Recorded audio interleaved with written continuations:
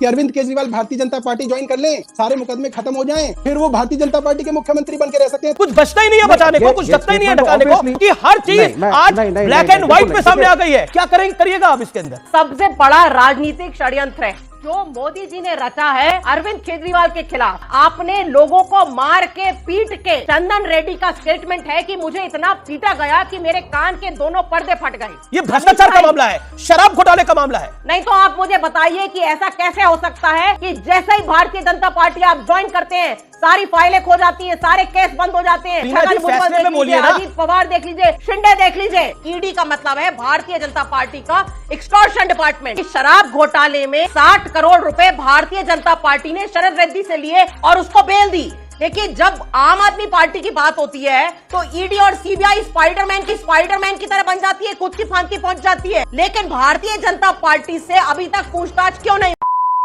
नमस्कार दोस्तों, आज के इस नए डिबेट वीडियो में आपका स्वागत है। दोस्तों, आज के डिबेट में आप बीजेपी सांसद सुधांशु त्रिवेदी, आम आदमी पार्टी से रीना गुप्ता, सौरभ भारद्वाज, साथ में अमीश गुल्लू देवगन को देखने वाले हैं। डिबेट में अरविंद केजरीवाल पर लगे आरोपों के बारे में, साथ ही भारतीय जनता पार्टी उनके खिलाफ गवाह इकट्ठा करने के चक्कर में कैसे गवाहों को जोर जबरदस्ती मारपीट करके उनसे जबरन केजरीवाल के खिलाफ बयानबाजी करवा रही है और केजरीवाल को बाकायदा फंसाने की साजिश की जा रही है, इस पर चर्चा हुई है। हालांकि यहाँ पर सुधांशु त्रिवेदी ने भी अपनी बात रखी है और इन सारे इल्जामातों पर काउंटर किया है। बाकी पूरा वीडियो आप खुद ही देखिए। चलो भाई, अब इसके बाद क्या बचता है बचाने को? क्या जेल से अभी भी सरकार चलेगी? क्योंकि आप बार बार कह रहे थे अरेस्ट इलीगल है, कुछ सबूत नहीं है, अब तो सब कुछ सामने आ गया। तो क्या आपको लगता नहीं है कि अब यहाँ पर अरविंद केजरीवाल का पद पे बने रहना कहीं नैतिकता होती है या नैतिकता नहीं है? हमारे यहाँ अमीश जी, भारतीय जनता पार्टी जो कहेगी उसके हिसाब से हम अपनी नैतिकता करेंगे क्या? जिस हेमंत बिस्व शर्मा के खिलाफ भारतीय जनता पार्टी ने कैंपेन चलाई कि ये सबसे भ्रष्ट आदमी है, बुकलेट बांटी, उसको उन्होंने अपना मुख्यमंत्री बना लिया। वो पहले सबसे भ्रष्ट था, आज वो असम का भारतीय जनता पार्टी का मुख्यमंत्री है। क्या वो नैतिकता है कि अरविंद केजरीवाल भारतीय जनता पार्टी ज्वाइन कर लें, सारे मुकदमे खत्म हो जाएं, फिर वो भारतीय जनता पार्टी के मुख्यमंत्री बन के रह सकते हैं? तो नैतिकता की मोहर जो है वो भारतीय जनता पार्टी ने सर्टिफिकेट दे दिया तो हम कर लेंगे। या अजीत पवार जी की तरह हो जाए कि वो डिप्टी सीएम बन जाए, क्योंकि अब भारतीय जनता पार्टी के सहयोगी बन गए हैं, तो ईडी के मुकदमे अब खत्म हो गए हैं, तो अब नैतिकता का सर्टिफिकेट भारतीय जनता पार्टी ने दे दिया है तो वो कर सकते हैं। आप बताइए, या अशोक चौहान बन जाए कि आदर्श स्कैम के अंदर नाम आया, फौजियों की विधवाओं के फ्लैट उन्होंने लोगों को बेच दिए, भारतीय जनता पार्टी ने कैंपेन चलाया, अब भारतीय जनता पार्टी नैतिकता के आधार पर उन्हें राज्यसभा भेज रही है। क्या नैतिकता माने हम? किसकी नैतिकता माने? बताइए अमित जी। वाह मोदी जी, वाह वाह। तो ये देखिए हैरेसमेंट की नीति है सरकार की। इसमें हैरेसमेंट क्या, कोर्ट का ऑर्डर है भाई, कुछ बचता ही नहीं है बचाने को, कुछ बचता ही नहीं है ढकाने को, क्योंकि हर चीज आज ब्लैक एंड व्हाइट में सामने आ गई है कोर्ट का ऑर्डर के बाद। मेरे साथ रीना जी भी है। रीना जी, अब क्या बचता है बचाने को? क्या करिएगा आप इसके अंदर? मैं अभी किसी पॉलिटिकल पंडित को ही सुन रहा था, उसने बोला कोई आम आदमी पार्टी में लग रहा है निपटाने वाला अरविंद केजरीवाल जी को।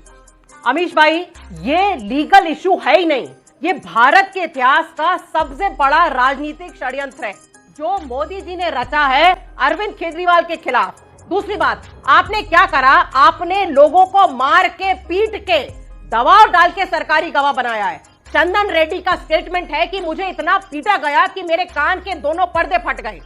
उसके बाद उन पे दबाव डाला गया, उन्होंने पलटा और फिर अरविंद केजरीवाल का नाम लिया गया।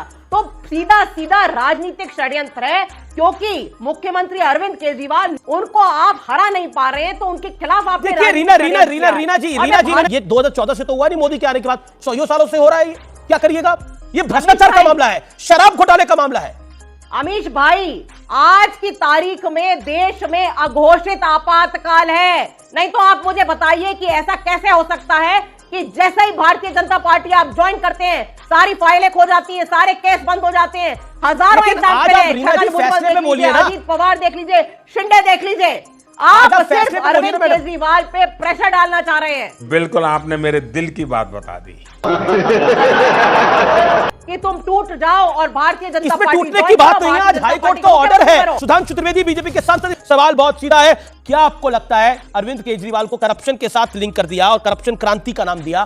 क्या कहना चाहते हैं? नैतिक दृष्टि से देखें तो मुझे लगता है कि अपनी फजीहत कराने की जो मिसाल कायम की है आम आदमी पार्टी ने और श्री केजरीवाल जी ने, वो अभूतपूर्व है कि रामलीला मैदान में इंडिया अगेंस्ट करप्शन से जो अन्ना क्रांति शुरू हुई थी, कि जजमेंट के बाद भी कुर्सी से चिपके रहने की है, तो मुझे लगता है वो अन्ना क्रांति केजरीवाल करप्शन क्रांति यानी के में कन्वर्ट होती हुई दिखाई पड़ रही है। आम आदमी पार्टी कह रही है कि अरविंद केजरीवाल को फंसाने के लिए सब कुछ हो रहा है, अरविंद केजरीवाल को तोड़ने के लिए सब कुछ हो रहा है।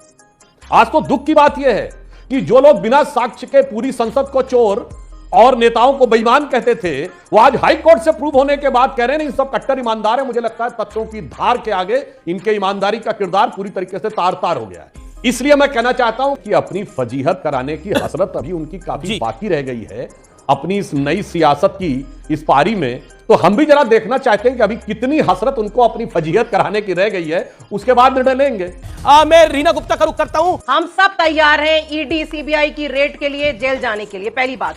लेकिन अमीश भाई सबसे बड़ी बात आज जो है, जो आपने मुझसे नहीं पूछी, कि शराब घोटाले में यह साबित हो चुका है कि 60 करोड़ रुपए भारतीय जनता पार्टी ने शरद रेड्डी से लिए और उसको बेल दी।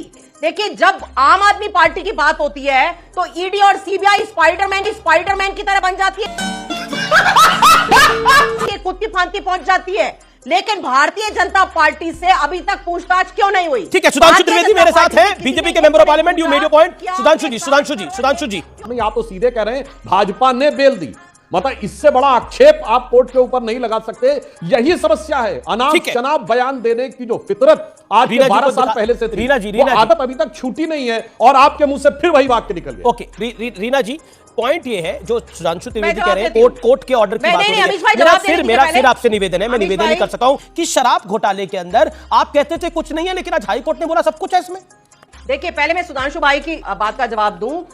पीएमएलए के केसेस में सिर्फ एक तरीका होता है बेल मिलने का। अगर ईडी आपकी बेल अपोज नहीं करती है तब आपको बेल मिलती है।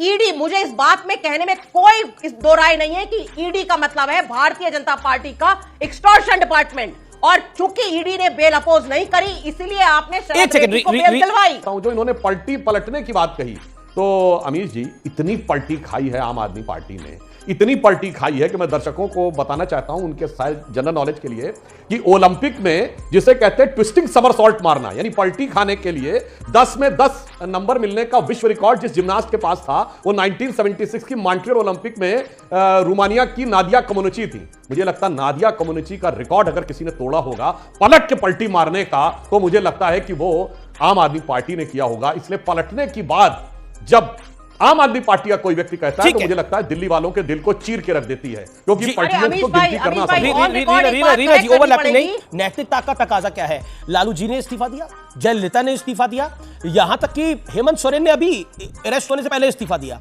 क्या सरकार जेल से ही चलेगी? अब तो सच बोल दे। नैतिकता क्या कहती है? अमीश भाई, नैतिकता का सारा ठेका आम आदमी पार्टी ने ले रखा है। मणिपुर 1 साल से जल रहा है, वहां तो आपने कभी नहीं बोला कि वहां पे Hemant Manipur is a different case. Manipur different case है। मुझे ध्यान में आता है लाल किशनवानी हवाला के केस में आरोपी थे। नहीं सुनना पड़ेगा मैडम, ये सुनना पड़ेगा, नैतिकता की बात है। लाल किशनवानी हवाला के केस में सिर्फ आरोपी हुए थे, इस्तीफा दे दिया था। मदन लाल खुराना हवाला के केस में आरोपी हुए थे, इस्तीफा दे दिया था। ये हुआ इस देश के अंदर, इस देश के अंदर हुआ, इस देश के अंदर। अरे छोड़िए, लालू यादव ने इस्तीफा दे दिया था, जयललिता ने इस्तीफा दे दिया था। इस्तीफा देना चाहिए। Okay, Sudhanshu Trivedi, if you distinctly remember doctor Sudhanshu Trivedi, Lal Kishanvani The veteran leader of Bharatiya Janata party. नहीं, पहले आप बताइए कि मणिपुर के केस में भारतीय जनता पार्टी ने इस्तीफा क्यों नहीं माना? ठीक है, मैं जवाब लेता हूं। Doctor Sudhanshu Trivedi, audio down. Okay, doctor Sudhanshu Trivedi 30 second sir. इनको डर जानते हैं किससे लग रहा है? इनको डर किसी से नहीं है जी, डर अपने लोगों से, अपने लोगों से है। ओके, हरदीप पुरी इस समय जुड़े हुए हैं, मैं हरदीप पुरी का रुख कर सकता हूं। पुरी साहब, मैं आपके सामने सिर्फ एक बात रखना चाहूंगा। ये इन्होंने कहा था 2011 में कि हम शराब के खिलाफ हैं, और जो नई एक्साइज पॉलिसी इन्होंने बनाई सितंबर 4, 2020 में, इन्होंने गुरुद्वारों के, स्कूलों के, मंदिर और मस्जिद के 30 मीटर की डिस्टेंस के अंदर शराब के दुकानें खोली। इसलिए मैं कहता बिल्कुल ये अनरीजनेबल और बेहुदा बात कर रहे थे जी। लेकिन क्या ये पॉलिटिकल वेंडेटा, पॉलिटिकल षड्यंत्र नजर आ रहा है, जैसा आम आदमी पार्टी बार बार गंभीर आरोप लगा रही है भारतीय जनता पार्टी पर, प्रधानमंत्री नरेंद्र मोदी पर, गृह मंत्री अमित शाह पर? देखिए, उनका आरोप लगाना is neither here nor there. वो एक घोटाले में फंस गए हैं, अब इसका ट्रायल होगा। अब अगर उन्होंने घोटाला नहीं हुआ होता तब तो कह रहे वेंडेटा है, ये तो घोटाला हुआ है। अब लोगों ने इस पर एविडेंस दी है और कोर्ट ने कहा कि जो इन्फोर्समेंट डायरेक्टर ने एविडेंस दी है वो सामने है, इट इज वेरी वेटी, तभी तो किया। जी ठीक है। तो दोस्तों आज के लिए बस इतना ही। उम्मीद है आपको यह डिबेट वीडियो पसंद आया होगा। इसी के साथ इस पूरे वीडियो में आम आदमी पार्टी और भारतीय जनता पार्टी, इन दोनों ही पार्टियों को लेकर आपकी क्या राय है, हमें अपनी प्रतिक्रिया नीचे कमेंट कर जरूर बताएं। साथ ही अगर आप हमारे चैनल पर नए हैं तो प्लीज वीडियो को लाइक करके चैनल को सब्सक्राइब कर लें।